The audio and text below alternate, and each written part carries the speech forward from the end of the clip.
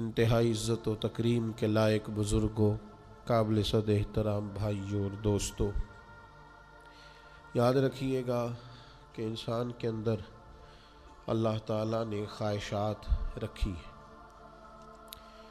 اس کا دل، اس کا نفس، اس کی طبیعت خواہش کرتی ہے۔ بھوک کی خواہش، کھانے کی خواہش، پینے کی خواہش، اچھے لباس کی، اچھی خوراک کی، پھر اس کے بعد وسیع گھر کی خواہش، گاڑیوں کا شوق، نسل نو کے اندر موبائل اچھا رکھنے کا خیال، یہ خواہشات انسان کی طبیعت میں پیدا ہوتی ہے۔ لیکن کوئی بھی چیز ایسی جس کی انسان طلب ذرا زیادہ پیدا کر لے، وہ بعض اوقات انسان کے لیے نقصان کا باعث ہو جاتی ہے۔ خواہشات نفس ثانیہ جائز حد تک ہوں تو ان کو پورا کرنے میں حرج نہیں ہے، لیکن بعض اوقات رزق حلال بھی ہو، آپ کا اپنا بھی ہو، محنت کا کمایا ہوا ہو، تو پھر بھی اسے معتدل ہی کھانا چاہیے۔ بہت زیادہ کھا لینے سے انسان کی طبیعت خراب ہو جاتی ہے، اس میں بگاڑ پیدا ہوتا ہے۔ اب کوئی شخص کہے کہ میرا اپنا پیسہ ہے اور میری خواہش ہے کہ میں اچھا کھانا چاہتا ہوں تو کھائے، لیکن ڈاکٹر کہتے ہیں حکمت کا تقاضا ہے اور سنت اور شریعت کا سبق بھی یہ ہے کہ اگر بھوک رکھ کے کھائے گا تو طبیعت ٹھیک رہے گی، ورنہ بیمار ہو جائے گا۔ تو آپ کی کوئی خواہش اگر جائز بھی ہے تو آپ کو منع نہیں کیا جا رہا، آپ اپنی خواہش کو پورا کریں، لیکن جائز خواہشات بھی اگر ایک حد تک ہوں تو اچھی رہتی ہے۔ اگر وہ حدود سے تجاوز کرنے لگتی ہیں تو وہ تکلیف کا باعث بننے لگ جاتی، بندے کو پریشان کرتی، اور پھر آہستہ آہستہ لوگ خواہش کے نام پر حریص ہونے لگتے، لالچی ہونے۔ مثلاً ایک بات ہے، آپ اس کو سمجھیے گا، کسی شخص کا اچھا کھانا کھانے کی خواہش، روز ایک نیا ہوٹل تلاش کرے گا، وہ اس کے منہ کو ذائقہ لگ گیا ہے، آپ دیکھ لیجئے گا، نئے سے نئے کھانے، نئے سے نئے پروگرام، نئی سے نئی جگہوں پہ جانا، دوستوں سے مشاورت کرنا، پیسے ڈال کے کھانے کھاتے ہیں، پھر نکلتے ہیں، پھر دور دراز کے سفر، ختم نہیں ہوگی بات، وقت بھی ضائع ہوگا۔ بہت زیادہ کھانے کھانے سے نفسانی خواہشات بھی بڑھ جاتی، بیمار ہونے لگتا ہے انسان۔ کسی شخص کو خواہش ہے اچھی گاڑی کی، تو گاڑیاں تو ہر روز نئی سے نئی ماڈل کی آتی رہتی ہیں، تو پھر کیا کرے گا؟ آخر کس حد تک وہ اس خواہش کی تکمیل کرے گا؟ یہاں تو روز ایک نئی گاڑی آ رہی، نتیجہ کیا ہے؟ اسی میں زندگی لگا دے گا۔ موبائل کا ماڈل ایک ختم ہوتا ہے اور ایک نیا نکل آتا ہے، آپ کس حد تک جائیں گے؟ آخر کیا کریں گے؟ کہیں تو کوئی نتیجہ ہونا چاہیے ان چیزوں کا۔ تو میرے بھائی، کہیں بریک لگانی ہے، کہیں رکنا ہے، کہیں آپ کو قناعت کرنی ہے، کہیں آپ کو ٹھہرنا ہے، اور پھر اس کے لیے لوگ کیا کرتے ہیں؟ لوگ سوال کرتے ہیں، لوگ ہاتھ پھیلاتے ہیں۔ بعض لوگ ایسے بھی ہم نے دیکھے ہیں جن کی طبیعت اس طرح کی ہو جاتی ہے کہ وہ کہیں بھی کوئی چیز دیکھ لیتے ہیں تو ہرس پیدا ہوتا ہے، لالچ پیدا ہوتی۔ اس سے بچنا انسان کو روحانی طور پر مضبوط کرتا ہے۔ سیاستہ میں حدیث ہے، نبی اکرم صلی اللہ تعالی علیہ وسلم، نبی اکرم صلی اللہ تعالی علیہ وسلم ارشاد فرماتے ہیں کہ اللہ تعالیٰ نے جب جنت کو پیدا فرمایا تو حضرت جبریل امین علیہ السلام کو بھیجا کہ آپ جنت کو دیکھ کے آئیں۔ اب جنت کے انعامات، جنت کا فضل، جنت کا کمال، جنت کی نعمتیں، جنت کا حسن، یہ ساری چیزیں حضرت جبریل امین علیہ السلام نے جب دیکھی تو عرض کی، مالک، ہر شخص خواہش کرے گا جنت میں جانے کی۔ تو حضور علیہ السلام تو سلام فرماتے، اللہ کریم نے فرمایا ذرا وہ مشقتیں بھی دیکھ لو جو جھیل کے جنت میں جانا ہے۔ تو حضرت جبریل امین نے جب ان مشقتوں کو دیکھا تو کہا، مالک مشکل ہی ہے، لوگ توجہ کریں تو ان مشقتوں کی، یعنی جنت میں جانے کا شوق تو ہے، لیکن وہ مشقتیں جن کو عبور کر کے جنت میں جانا ہے، ان مشقتوں کی طرف لوگوں کا راغب ہونا یہ آسان نہیں ہے۔ تو پھر اللہ تعالیٰ نے جہنم کو پیدا کیا تو جناب جبریل امین علیہ السلام سے فرمایا کہ ذرا دیکھ کے آؤ جہنم کا ہولناک منظر، بھیانک صورتحال۔ حضرت جبریل امین علیہ السلام نے دیکھی تو آ کے اس کی مالک کوئی بھی نہیں جانا چاہے گا، کبھی کوئی پسند نہیں کرے گا دوزخ کی طرف جانا۔ تو فرمایا ذرا ان چیزوں کو بھی دیکھ لو جو جہنم میں لے جائیں گی۔ تو خواہشان نفسانیہ، وہ چیزیں جو دنیا میں بندے کو لذت دیتی ہیں، وہ ساری چیزیں حضرت جبریل امین علیہ السلام نے جب دیکھی، ان چیزوں پر نظر پڑی تو عرض کرنے لگے مالک یہ تو مشکل ہی ہے کوئی دوزخ سے بچ سکے، اس لیے کہ وہ جتنی نفسانی خواہشات ہیں۔ اچھا مزہ صرف روٹی کا ہی نہیں، لوگوں کو باتیں کرنے کا بھی مزہ ہے۔ بعض لوگ اس لذت کا بھی شکار ہیں بیچارے، وہ کسی کو موقع نہیں دیتے، ساری باتیں خود ہی کر جاتے ہیں۔ پروٹوکول کا بھی مزہ ہے، اور بھی کئی سے کئی بیماریاں ہیں۔ حضرت حارث محاسبی رحمۃ اللہ علیہ فرمایا کرتے تھے دیندار کہلانے والے لوگ نفس کی باریک چالوں کا شکار ہوتے ہیں۔ نیکی، تقوی اور پرہیزگاری کے نام پر دینی تعارف رکھنے کے باوجود تو بھائیوں ہر خواہش پوری نہیں کی جاتی۔ نفس بچے کی طرح ہوتا ہے، آپ ایک بات مانیں گے وہ ایک اور آپ کے سامنے رکھ دے گا۔ کہیں قناعت کرنا ہے۔ اللہ تعالیٰ نے قرآن مجید میں سورۃ البقرہ کے اندر اصحاب صفا کی شان بیان کی، کہا کہ ان لوگوں کا حق ہے کہ تم ان پر خرچ کرو جو اللہ کی راہ میں روک دیے گئے ہیں، وہ محنت نہیں کر سکتے، باہر نہیں نکل سکتے، چل پھر نہیں سکتے۔ فرمایا تم انہیں ان کی صورتوں سے پہچان لو گے، لیکن ان کی شان پتہ کیا ہے؟ لا یسألون الناس الحافا، ضرورت مند ہے وہ، اللہ کا قرآن کہتا ہے، لیکن لا یسألون الناس الحافا، وہ کسی سے لپٹ لپٹ کر سوال نہیں کرتے، وہ سوال نہیں کرتے کسی کے سامنے کہ کہیں گڑ گڑانا نہ پڑے۔ آج کتنا لالچ ہے لوگوں کے دلوں میں، آپ یقین کریں میں نے بڑے اس طرح کے غریب دیکھے ہیں کہ ان کے پاس کروڑوں روپیہ ہے لیکن بندے غریب ہیں، لاکھوں پڑے ہیں پر غریب ہیں۔ کیوں؟ کہ نفس کی دوڑ ختم نہیں ہو رہی۔ انہیں ایک اور ارب پتی آدمی ہے وہ سونے نہیں دیتا، اس کی پجارو، اس کی گاڑی، اس کے بنگلے، وہ نیند ہی نہیں آتی۔ اتنے غریب ہیں، مالدار ہونے کے باوجود ان کی غریبی پر ترس آتا ہے کہ یار تم بس کر دو، اب اس لالچ سے، اس حرص سے، اس ہوس سے باہر نکلو۔ مسند امام احمد بن حنبل کے 2 جملے نبی پاک کی حدیث کے، قربان جاؤں کیا انداز تکلم ہے، یا رسول اللہ عزت کیا ہے؟ تو حضور فرمانے لگے جو رب نے تجھے دیا اس پہ راضی ہو جا تو عزت والا ہو جائے گا۔ حضور ذلت کیا ہے؟ فرمایا لالچ نہ کرنا، کبھی بھی ذلیل ہو جائے گا۔ حرص میں، ہوس میں، لالچ میں ذلت ہے، اور رب جو دے دے اس پہ راضی ہونے میں عزت ہے۔ باعزت وہ آدمی ہے جو قناعت پسند ہے، جو اللہ کی عطا پر راضی ہے۔ بھائیو حرص نہیں، دوسروں کی چیزیں دیکھ کر کبھی رال نہیں ٹپکنی چاہیے کہ جو مال جس کا ہے اللہ نے اسے دیا ہے، میرے لیے وہ بہتر ہے جو رب نے مجھے دیا ہے۔ جو رب نے اس کے لیے پسند کیا ہے وہ میرا تھوڑی ہے، میرا تو وہ ہے جو مالک نے میرے لیے پسند کیا ہے۔ وہ ہمارے ایک بڑے خطیب تھے زبردست، اور اللہ تبارک و تعالی اللہ ان کی قبر پہ رحمتیں کرے، بعض اوقات بڑے سادی بات کرتے تھے۔ تو ایک صاحب نے ان سے کہا شاہ جی فکر نہیں کرنی، پیسے سارے تواڈے نے۔ کہنے لگے نہیں بھائی مینوں بڑی فکر ہی، میرے وہی نے جڑے میری جیب وچ نے، میں ایسے ہی بے فکر نہیں ہوتا جڑے تیرے نے ہو، تیرے نے، میں تیرے پیسے تے بے فکر کیوں ہوا؟ جڑے تیرے نے ہو تیرے نے، جڑے میرے نے ہو میرے نے۔ میں بلا وجہ تیری اس بات پہ بھروسہ فکر نہیں کرنی، پیسے بڑے نے تیرے کول بڑے نے نہ پائی، میں نے جڑی ضرورت ہے میں دی فکر ہے۔ اس کو سمجھیں آپ، اس چیز کو، یہ استغنا ہے۔ اور نبی پاک علیہ الصلوۃ والسلام نے ارشاد فرمایا جو بندہ غنی ہونا چاہتا ہے نا،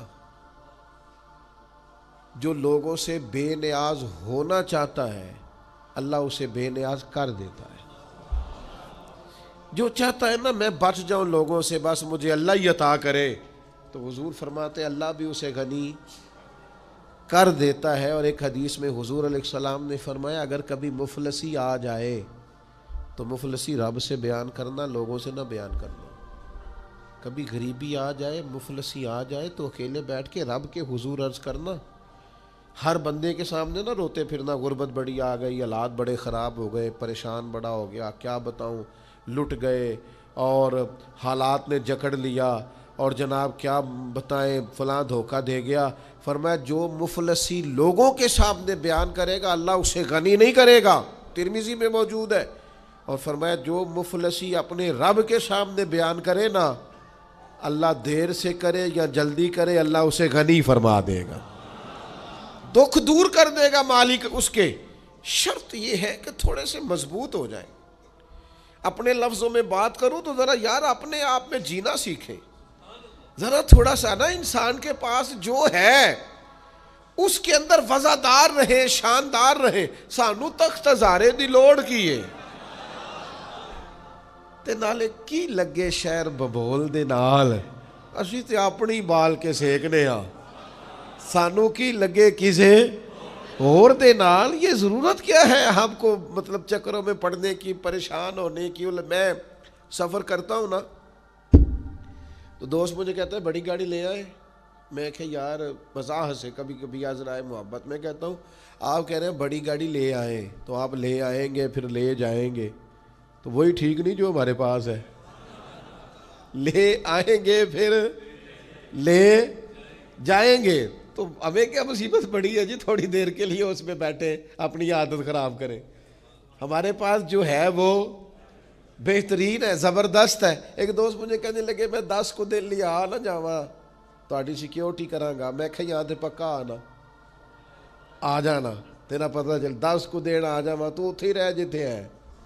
اس کا کیا مطلب ہوا؟ یہاں تو آ جانا سمجھ آ رہی ہے ابھی تو آپ کے پاس جو ہے، جو لطف ہے۔ اب تو یہ ادارہ اللہ کے فضل سے بڑے عرصے میں وسیع ہو جائے گا، مزید برکت ہو جائے گی۔ جو دوست شروع سے ہمیں جانتے ہیں، ہماری مسجد بڑی چھوٹی تھی، تو ایک دفعہ ایک صاحب آ گئے مجھے کہنے لگے وہ ایک بہت بڑی مسجد ہے آپ کو وہاں نہ لے جائے۔ میں کہ کیوں جی؟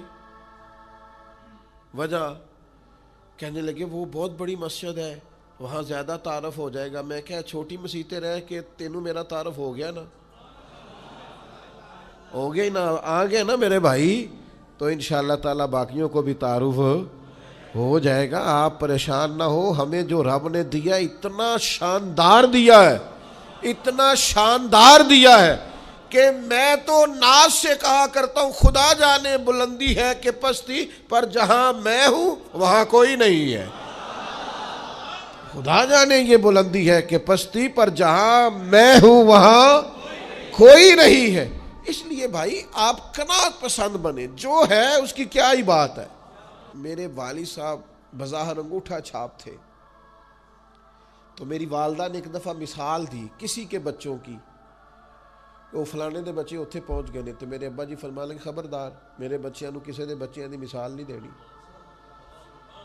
میرے بچے احساسِ کمتری کا شکار ہو جائے کہ خبردار۔ فرمایا میرے بال سارا نالوں چنگے نے، ہم انہیں مجبور کریں کہ گلی محلے کے بچوں کو دیکھ کے تو یہ بیچارے پریشان ہوتے پھرے کہ او خو کتھے پہنچ گئے نے، تیسی کتھے رہ گئے۔ خبردار، جہاں ہے سب سے بہتر ہے، خدا کا شکر ہے۔ آپ فالو کریں، کسی کو کرنا ہو پر نیکی کے کام میں کریں، پرہیزگاری کے کام میں کریں کہ یار وہ تقوی میں کہاں پہنچ گیا ہے۔ اور یہی حضور نے ہمیں حکم دیا۔ نبی کریم علیہ السلام فرمانے لگے دنیا داری میں دیکھنا تو اپنے سے نیچے دیکھنا، دین میں دیکھنا تو اپنے سے اوپر دیکھنا۔ دین میں دیکھو وہ زیادہ عبادت کرتا ہے، زیادہ خرچ کرتا ہے، زیادہ متقی ہے، ادھر دیکھو، اور دنیا داری میں دیکھو تو پھر ذرا نیچے دیکھ۔ عزیز بھائیوں، قناعت پسند بنے۔ کیا انداز ہے حضور کا سمجھانے کا، یعنی ایک مبارک مجھے میرا بھائی دے رہا ہے، ایک مبارک مجھے میرا شاگرد دے رہا ہے، ایک مبارک مجھے میرا کوئی استاد دیتا ہے، اس میں مزہ ہی اور ہے۔ ایک مبارک مجھے کوئی نیک آدمی دے تو اس میں لذت ہی، اور اگر مبارک نبی کریم عطا فرمائے تو صلی اللہ تعالی علیہ وسلم، اگر حضور مبارک دیں تو امام طبرانی لکھتے ہیں، امام ترمذی لکھتے ہیں، حضرت فضالہ رضی اللہ تعالیٰ عنہ حدیث کے راوی ہے، حضور فرمانے لگے اسے مبارک ہو جسے اللہ نے اسلام کی ہدایت عطا فرمائی پھر اس کی ضرورت کے مطابق روزی عطا کی، اور پھر اس روزی پر اللہ نے اسے قناعت بھی عطا فرمائی۔ اسے حضور مبارک دیتے، فرمایا تمہیں مبارک ہو کہ تمہیں اسلام کی ہدایت ملی ہے، ضرورت کے مطابق روزی ملی ہے، اور روزی پر قناعت ملی ہے، تمہارے اندر ٹھہراؤ ہے، حوصلہ ہے، صبر ہے۔ بھائیو بے چین نہ رہا کریں۔ آپ کسی کا مال دیکھیں گے پریشان ہو جائیں گے، آپ کسی شخص کا گھر بار بار دیکھیں گے تو آپ الجھ جائیں گے۔ آپ کے پاس جو ہے وہ سب سے بہتر ہے یار، آپ کو اللہ نے جو عطا کیا ہے وہ ساری دنیا سے اچھا عطا کیا ہے۔ اور پھر خدا را کبھی کسی بندے کے، میرے صاحب قبلہ عالم رحمۃ اللہ علیہ ہمیں فرمایا کرتے تھے کہ دین کے لیے بھی کسی سے کسی چیز کا مطالبہ کرنا تو وہ بھی لپٹ لپٹ کے نہیں کرنا۔ یہ کام ہے نا، میرے دوستوں کا مجھ سے شکوہ ہے کہ اگر آپ چاہیں تو بڑی جلدی بھی ہو سکتا ہے، اور اس میں کوئی شک نہیں، مجھے امید ہے، لیکن جو اپنے مزاج ہے اس مزاج کا سودا نہیں کرنا چاہتے، جو اپنی طبیعت ہے اس طبیعت سے باہر نہیں جانا چاہتے۔ جو جہاں ہے نا وہ مطلب آپ یقین کریں کہ بڑی پرانی بات ہے، اب تو میرے بال سفید ہو رہے ہیں تو اب تھوڑی میری طبیعت ٹھنڈی ہو گئی ہے۔ بعض معاملات میں بڑا جلالی ہوتا تھا کسی زمانے، تو اس وقت یہ 5,000 کا نوٹ نیا نیا آیا تھا، تو ایک صاحب نے نا مسجد کے لیے 5,000 روپیہ دیا، تو پہلے کھولا پھر سیدھا کیا، اور سیدھا کر کے نا اس نے ایسے کر کے کوئی 10-15 لوگ بیٹھے تھے، تو کہا صاحب اے مسیت لی رکھ لو، تو میں ایک 5,000 اور کولو کڈیا نال لایا، میں کہ تسی رکھ لو تمہیں زیادہ لوڑ ہے۔ کہنے لگے یہ کیڑا سٹائل ہے؟ میں کہا جہاں تہاڈا سٹائل سی نا دینے دا، یہ وہ جواب ہے۔ آپ کو پتہ نہیں ہے یہ اللہ کے گھر میں آپ دے رہے ہیں، آپ جانتے نہیں ہماری طبیعت کو، آپ کو پتہ نہیں ہمارا کیا آپ کا انداز ہے، یہ اللہ کے راستے میں آپ دے رہے ہیں، جائیں جا کے کہیں اور دے لیں، سانو تخت ہزارے دی لوڑ کیے۔ تو عزیز بھائی آپ قناعت کریں، آپ صبر کریں، آپ حوصلہ کریں، آپ تھوڑا ٹھہرے، جو آپ کا نصیب ہے کہیں جا سکتا، کوئی لے جا سکتا، تو مسئلہ کیا ہے؟ جب اللہ کے خزانے بھرے ہوئے ہیں، اور جب ہمارا دعویٰ ہے کہ کون دیتا ہے، دینے کو منہ چاہیے، دینے والا ہے سچا ہمارا نبی، اور جب ہمارا دعویٰ یہ ہے کہ نبی پاک سے قطرہ مانگو نہ کبھی قطرہ، میں نے ایک بار کہا تھا میری جھولی خالی ہے، پھر انہوں نے اتنا دیا کہ مجھ سے سنبھالا نہ گیا۔ تو پھر آپ یہ کیا مطلب، ایک طرف آپ کہتے ہیں میں حضور کا منگتا ہوں، اور دوسری طرف آپ کی رال ٹپکتی ہے کسی کا مال دے کے، اس کا معنی کیا ہوا؟ تھوڑا رکیں یار، یہ ان حدیثوں کو نچوڑے نا، اگر آپ ان روایات کا رس نکالیں تو پوری زندگی آپ کی میٹھی ٹھنڈی اور خوشبودار ہو جائے۔ کبھی آپ ان کا خلاصہ اپنی زندگی میں نافذ کریں۔ اس حدیث کو امام ابو داؤد رحمت اللہ علیہ نے جید اسناد کے ساتھ روایت کیا ہے، امام مسلم کی شرائط پہ حدیث پوری اترتی ہے۔ حضرت ثوبان بن مالک رضی اللہ تعالیٰ عنہ ارشاد فرماتے ہیں، نبی پاک علیہ الصلوۃ والسلام نے فرمایا صرف ایک چیز کی ضمانت مجھے دے دو، میں تمہیں جنت کی ضمانت دیتا ہوں۔ اچھا، ایک حدیث میں 2 چیزوں کی ضمانت بھی ہے کہ تم مجھے 2 جبڑوں کے درمیان اور 2 ٹانگوں کے درمیان، یعنی شرمگاہ کی اور زبان کی ضمانت۔ اس حدیث میں فرمایا جو مجھے ایک چیز کی ضمانت دے گا نا، صرف ایک، لو جی بات ختم ہوئی۔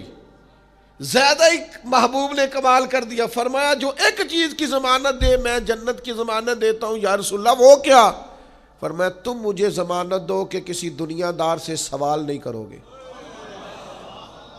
دو مجھے ضمانت، کسی مالدار دنیا دار سے سوال نہیں کرو گے، تم مجھے اس کی ضمانت دے دو، میں تمہیں جنت کی ضمانت دیتا ہوں۔ حضرت ثوبان ابن مالک رضی اللہ تعالیٰ عنہ فرماتے اللہ کی قسم، اللہ کی قسم دوبارہ زندگی میں کبھی کسی سے سوال نہیں کیا۔ تھوڑا سا نا قناعت پسند ہو، وہ جو تھوڑے تھوڑے مسائل، ہمارے نا پرانے بزرگ جو ہوتے تھے نا، پرانے بزرگ، آپ میں سے ڈھیر سارے لوگ، ابھی زیادہ وقت نہیں گزرا، وہ سلوکے پہنتے تھے، بنیان جہاں لوگ آج پہنتے ہیں نا، سلوکے پہنتے تھے میرے دادا جی، ابا جی، نانا جی. میں نے اپنے بزرگوں اور پھر علاقے میں بھی میں نے بزرگوں کو دیکھا. ایک بزرگ کو میں نے دیکھا سلوکے کی جیبیں زیادہ ہوتی تھی، تو ان سے کہا یہ جیبیں زیادہ کیوں ہیں؟ کہنے لگے تھوڑی سی زمین ہے، تھوڑی سی آمدن ہوتی ہے، تو میں نہ پھر سلوکے میں جیبوں میں تقسیم کر لیتا ہوں کہ یہ اتنی سی رقم اگلے بیج کے لیے رکھ لی ہے، یہ رقم گھر کے خرچے کے لیے رکھ لی ہے، یہ سلوکے کی تیسری جیب میں نے تھوڑی سی رقم غریبوں مسکینوں کے لیے رکھ لی ہے. تو ایک اور بڑا میٹھا جہا کام کہنے لگے چوتھی رکھیے کدے لئی؟ تیاں تیانیاں لئی. ہوئے ہوئے اس سادگی پہ کوئی مر ہی جائے کیوں نہ. اے نہ تھی بیٹیوں نے آنا ہے، بہنوں نے آنا ہے. اور وہ لوگ جب پیسے نکالتے تھے تھوڑے تھوڑے تو بادشاہ نظر آتے تھے. بادشاہ مالی طور پر زیادہ مضبوط لوگ نہیں ہوتے تھے، لیکن نفسانی خواہشات تھوڑی، دائرہ کار تھوڑا، اور ہرس ہوس لالچ طمع اس سے مبرہ لوگ، جو اللہ نے دیا اس میں مطمئن، سیلف میڈ. آپ میں کیسے بتاؤں کہ دور ایسا آ گیا ہے، لوگ آپ ناراض نہ ہو جائیں مجھ سے، تو طریقہ یہ ہے کہ جی میں نے جی لوگوں کے پیسوں پہ کاروبار کرنا ہے. یہ باقاعدہ ٹرینڈ چلتا ہے. اس سے پیسے لے لیے، پھر کچھ دن استعمال کیے، جب اس نے مانگے تو اس سے لے کے اس کو دے دیے، پھر اس نے مانگے تو پھر کسی تیسرے سے لے کے دوسرے کو دے دیے، پھر تیسرے نے جب سوال کیا تو اس سے لے کے. یہ ڈھیر سارے لوگوں کو پتہ ہے اس بات کا. تو کیا کر رہے ہیں؟ یہ کاروبار ہو رہا ہے جی، یہ تجارت ہو رہی ہے. یہ آپ کیا کر رہے ہیں؟ لوگوں کے پیسوں پہ کمائی کر دی. آپ نے کوئی کمائی نہیں کرنی، اللہ نہ کرے آپ رسوا ہو جائیں گے. یہ تکلیف دے گی. جس دن یہ بات کھلے گی اس دن آپ کے لیے تکلیف کا باعث ہوگی. جب لوگوں کو پتہ چلے گا پھر آپ کا اعتماد خراب ہو جائے گا، پھر آپ کا وہ جو وقار کا اور بھرم کا جو اللہ تعالیٰ نے ایک نظم بنایا وہ ٹوٹ جائے گا. ایسا کیوں کریں ہم؟ کیا ضرورت ہے؟ آپ کے پاس جو ہے اس میں مطمئن رہنا شروع کریں. جو ہے اس پر قناعت کریں. قناعت میں عزت ہے، قناعت میں بردباری ہے. میرے بھائیوں زیادہ خواہشات ہی نہیں، تھوڑا سا محدود سا دائرہ کار. وہ لوگ کتنے پیارے ہوتے تھے جو دو جوڑوں میں خوش رہتے تھے. وہ کتنے حسین لوگ ہوتے تھے جن کی محدود زندگی تھی، اس کے اندر وہ مطمئن رہتے تھے. اب تو میرے بھائی لوگوں سے ڈیسائیڈ ہی نہیں ہوتا. الماری میں کپڑے اتنے لٹکے ہیں کون سا پہننا، جوتے اتنے پڑے ہیں آج کون سا پہنوں، ڈیسائیڈ ہی نہیں ہوتا. اور پھر سارا میک اپ کرنے کے بعد بھی مطمئن نہیں ہے کہ میں اچھا لگ رہا ہوں کہ نہیں لگ رہا، اے ٹھیک ہے کہ نہیں، اے ٹھیک ہے کہ نہیں. او بھائی تو بالکل ہی ٹھیک نہیں، تیرے کل سامان ہی زیادہ ہے. یہ تھوڑا سا اگر کم ہو اور تیرا دائرہ کار ذرا محدود ہو تو تیرے لیے آسان ہو جائے. دیکھو نا نبی کریم علیہ الصلوۃ والسلام نے کیا بیان فرمایا. حضرت سہل بن سعد رضی اللہ تعالیٰ عنہ حدیث کے راوی ہیں، ارشاد فرماتے ہیں کہ حضرت جبریل امین علیہ السلام حضور کی بارگاہ میں آئے اور آ کے عرض کی کہ اللہ کے رسول صلی اللہ تعالیٰ علیہ وسلم میں عرض کروں آپ کی خدمت میں کہ مومن کی عزت کیا ہے. تو حضور نے فرمایا جبریل بتائیے. تو عرض کرنے لگے یا رسول اللہ مومن کی عظمت تہجد پڑھنے میں ہے اور اس کی عزت لوگوں سے بے نیاز ہو جانے میں ہے. لوگوں کے مال پر کبھی بھی توجہ، یہ اس کی عزت ہے. اور اگر ساتھ عظمت بھی چاہتا ہے پھر جب دنیا سوئی ہو تو اپنے رب کے حضور تہجد کے لیے کھڑا ہو جائے. پھر عزت بھی ہو گئی اور ساتھ عظمت بھی نصیب ہو گئی. معنی کیا ہے؟ معنی کیا؟ لوگوں کی طرف جھکاؤ کی بجائے اپنا جھکاؤ اللہ کی جانب کرے. لوگوں کی طرف دیکھنے کی بجائے اپنی توجہ اپنے مالک کی طرف کرے. جب ہم چھوٹے ہوتے تھے تو کچھ لوگ نا کہانیوں میں زندہ رہتے تھے، بڑے بوڑھے کہانیاں سنایا کرتے تھے. اور کہانیوں میں ایک کہانی کا مرکزی نقطہ یہ ہوتا تھا کہ خزانہ مل گیا فلانے کو. تو یہ خزانہ بڑی نعمت تھا. اور پھر وہ کہانیاں ہی بچوں کے خواب بھی بن گئیں. وہ بعض ایسے بھی تھے نادان جو محنت کرنے کی بجائے کسی خزانے کے چکر میں پڑ گئے کہ کہیں سے کوئی خزانہ ہی ہاتھ لگ جائے، میں سویرے اٹھوں اور جناب میرے نہ بس تکیے کے نیچے نہ خزانہ ہی خزانہ ہو، میں بس جا رہا ہوں تو میری گاڑی سے کوئی چیز ٹکرائے اور میں اتروں تو خزانہ ہی خزانہ ہو. وہ چونکہ کہانیوں میں خزانہ تھا، باتوں میں تھا، تو وہ باتیں خیال بن کے طبیعتوں پہ جم گئیں. تو خزانہ تلاش کرتے ہیں لوگ، خزانہ ڈھونڈتے ہیں لوگ، خزانے کی طلب کرتے ہیں، چاہتے ہیں خزانہ ہاتھ آ جائے. اور خزانے کی جو عرف عام میں تشریح ہے وہ یہ ہے کہ اب خزانہ ہاتھ آ گیا، اب بھائی ختم ہو گئی بات، اب کوئی ضرورت ہی نہیں بچی. اور لوگ بطور تنقید بھی ایک بات کرتے، پتہ نہیں اس کے ہاتھ کون سا خزانہ آ گیا ہے. تو خزانہ یہ ہے کہ اب ختم ہو گئی، اب یہ سب سے امیر شخص ہے. تو بھائی خزانہ ہی نہ بتا دیں آج آپ کو خزانہ کیا ہے. اور خزانہ سارے ہی پا سکتے ہیں، تھوڑی جد و جہد کریں تو خزانے کے قریب جا سکتے ہیں. امام بہقی نے، حافظ منذری نے حدیث نقل کی ہے. حدیث کے راوی حضرت جابر ابن عبداللہ رضی اللہ تعالیٰ عنہ ہے. حضرت جابر ابن عبداللہ رضی اللہ تعالیٰ عنہ فرماتے ہیں نبی کریم علیہ السلام نے فرمایا قناعت ایک ایسا خزانہ ہے جو کبھی ختم ہی نہیں ہوگا، ہمیشہ تمہارے پاس ہی رہے گا. اتنا بڑا خزانہ ہے قناعت، جو تمہارے پاس ہے اس پہ راضی ہو جاؤ. یہ وہ خزانہ ہے حضور فرماتے ہیں کبھی ختم ہوگا ہی نہیں.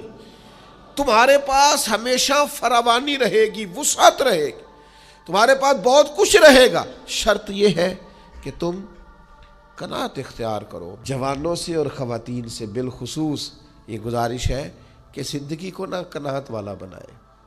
آپ اس چکر سے نکل آئیں کہ فلاں کے پاس یہ آ گیا، فلانا دیکھے کہاں پہنچ گیا. یہ نفس کی دوڑ ہے، یہ کبھی ختم. سہ سہ نفل نمازاں پڑھیاں ظالم نفس نہیں مردہ، تے بانج فقیروں کسے نہیں ماریا، اے ہوئی چور اندر دا. آپ مجھ سے ناراض نہ ہو.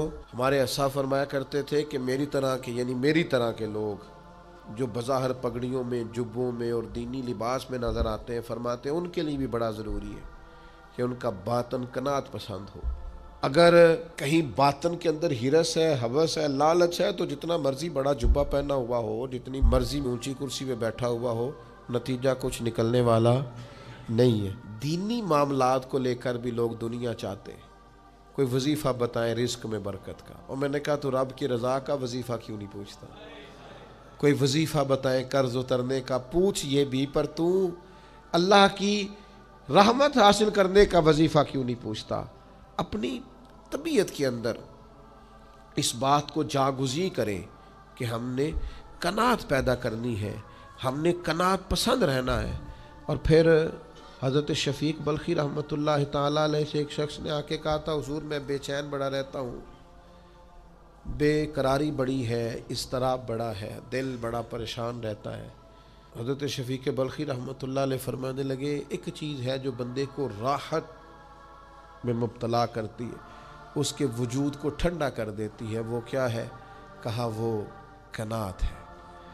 لالچ چھوڑ دے. تھوڑا سا نا میں کیسے آپ کی خدمت میں عرض کروں کہ بعض لوگ اس لالچ کی وجہ سے اپنے بچوں کو وقت نہیں دے پاتے، اپنے بیمار ماں باپ کو ٹائم نہیں دے پاتے. اس لالچ اور ہرس اور ہوس کی وجہ سے ڈھیر ساری دشمنیاں مول لے لیتے ہیں. اور جب یہ لالچ اور ہرس ہوس بڑھ جاتا ہے پھر لوگ کسی شخص سے ڈیلنگ نہیں کرتے، وہ پیسوں سے ڈیل کرتے ہیں. وہ دیکھتے ہیں میں فلاں آدمی سے کیسے نفع اٹھا سکتا ہوں. مومن کی جو ایک خوبصورت روحانی، معنوی اور حسین زندگی ہوتی ہے وہ اس زندگی کا لطف نہیں پا پاتے. کیوں؟ اس لیے کہ ہر چیز کو پیسوں میں تولتے ہیں، ہر چیز کو شہرت میں تولتے ہیں، ہر چیز کو خود پسندی میں، تعریف میں تولتے ہیں.